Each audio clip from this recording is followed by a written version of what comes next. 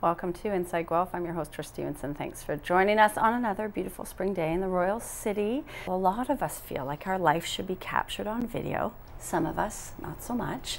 But there's a technique to it. There's a way to get someone's story on film, and to walk us through it right now, Rebecca Robinson. Thank you so much for being here. Thanks for having me. I'm thinking more veteran when I think about capturing life stories, or maybe grandparents. And when I think about that, it feels a bit overwhelming. Do you have some tips to start off, how to get your life stories rolling? Well, it depends how you feel most comfortable telling your story. And it can be time sensitive. Some of us have grandparents that are aging and might be faster to get them on camera. So we all have our handy cams, and we all have family members that know how to run them, and that can be one way to start. Another might be to write them out. So if you want to start small, just start with your own ancestors, because that'll get you telling someone else's story, and it might be more comfortable to you to begin that way.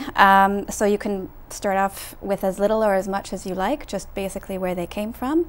A lot of people know the stories behind their ancestors' names, which are also can be fun. Just breaking the ice, because the most important thing is to get their history down. Too many people reach a point and they say to me when they meet me, I wish I'd have known. I should have done that for my grandma, and it happened to me. I've lost 3 grandparents, and it's hard when you realize nobody got their stories, and think about the life that they could have imparted to help us. Well, I know with my, and here we're looking at some great pictures too that you can include. That's what's so great about video. With my grandparents, so there was a real ban on talking about the war. Do you have any tips on how you could start that kind of a conversation? A ban? Well, they didn't really openly talk about it. Okay. You just didn't talk about that, but there's a real juicy part of their life there that you would want to capture. I think it's explaining that it's for the generations coming.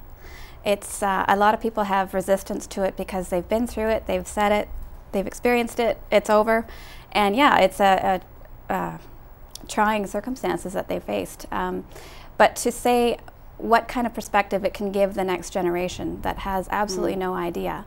Simply in doing my own personal histories with my family has given me such a sense of perspective. I might be having a bad day, and suddenly I'll think about, oh, well, my grandma raised 7 kids in a tiny house during World War II, with my grandpa working for the Dutch underground resistance, gone for weeks.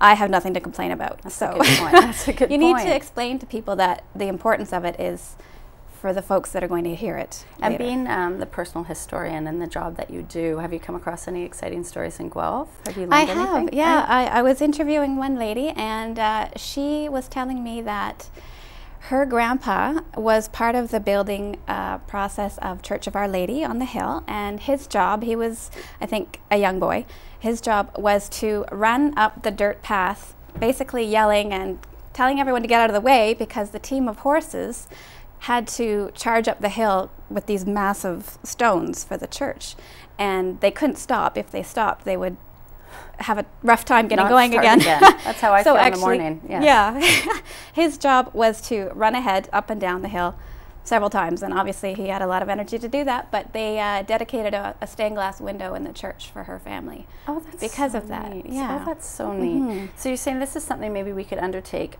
as family members. Definitely. But if the family member is passed, it's definitely a bit harder. I mean, I like that you could do the pictures, and you can maybe, a lot of the older generation kept diaries, so maybe you could write through that.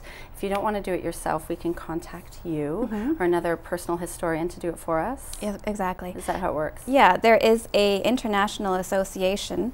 I help coordinate the Eastern Canada side of things, and there's all professional personal historians. Some do just audio, some do video, like myself, and some do book memoirs, so they'll help you write everything that you want to get out. They'll interview you over a series of sessions, and you can do it that way. Brilliant. Thank you. That would be nice, actually, to sit down with someone who knows what they're doing, because it's breaking the ice, as you said. Yeah. And then once it gets going, thank you, Rebecca, for capturing memories. Great. I want to have you back in a year and hear more stories. Sure. When we get back, local students having an international impact with Tin Roof Project. We'll see you back here in a minute.